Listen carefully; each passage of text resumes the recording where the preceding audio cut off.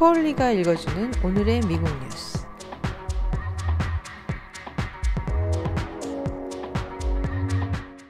오늘 뉴욕 타임즈의 일면에는 지난 2011년 12월 29일 경찰의 손에서 사망한 윌리 레이 뱅스의 마지막 세 마디를 싣고 있습니다. I can't breathe, I can't breathe. 숨을 쉴 수 없습니다 라고 하자 경찰이 No sir 이라고 대답했고 또 I can't breathe. 숨을 쉴 수 없다라고 하자 경찰이 You can breathe. If you're talking, you're breathing. 말을 할 수 있으면 숨을 쉴 수 있어요 라고 대답한 말이었습니다. 그 후 뱅시는 사망을 했다라고 하는데요. 라스베이거스에서 작년 여름에도 바이런 윌리엄 씨가 이렇게 경찰 체포 과정에서 사망을 했다라고 합니다. 2014년에 뉴욕 스태튼 아일랜드에서도 에릭 가르넌 씨도 이렇게 비슷하게 사망했다라고 지적하고 있는데요.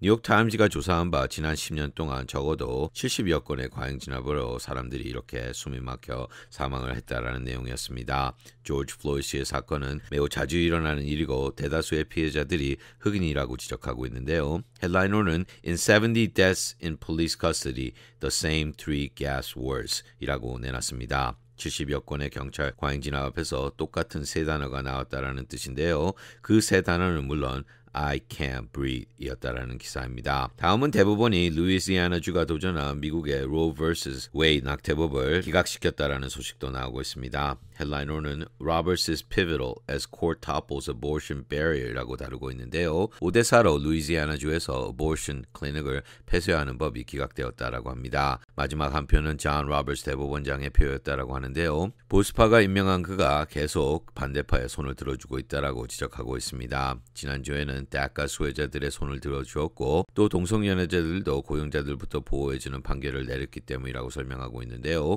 보수파는 로버트 판사를 배신자라고 손가락질하기 시작했다라는 기사입니다. 이어서 캘리포니아주가 코로나19 바이러스를 과소평가한 대가를 독특히 치르고 있다라는 소식도 Californians eased up, virus rolled back in 이라는 헤드라인으로 다루고 있습니다. 지난 2주 안에 코로나19로 입원한 환자 숫자가 무려 43%나 껑충 뛰어 올라갔다라고 하는데요. 로스앤젤레스 카운티에서는 이제 매일 신규 감염자 숫자가 2,000케이스를 넘기 시작했다라는 내용입니다. 월요일에는 2,800여 명의 신규 감염자가 나왔다라고 하는데요. 신기록이었다라고 합니다. 게빈 뉴섬 캘리포니아 주지사는 캘리포니아주의 리오프닝을 제재하기 시작했다라는 기사입니다. 또 중국 정부가 홍콩을 단속할 수 있는 새로운 안보법을 통과시켰다라는 소식도 나오고 있습니다. 헤드라이너는 China passes security laws giving it sweeping powers over Hong Kong 이라고 내놓고 있는데요. 이제 미국 성적이나 영국의 유니언 잭 깃발을 흔드는 것도 안보법을 위반하는 죄가 될 수 있다라고 합니다. 홍콩 시위대를 합법적으로 진압할 수 있는 첫 단추를 끼웠다라는 기사였습니다.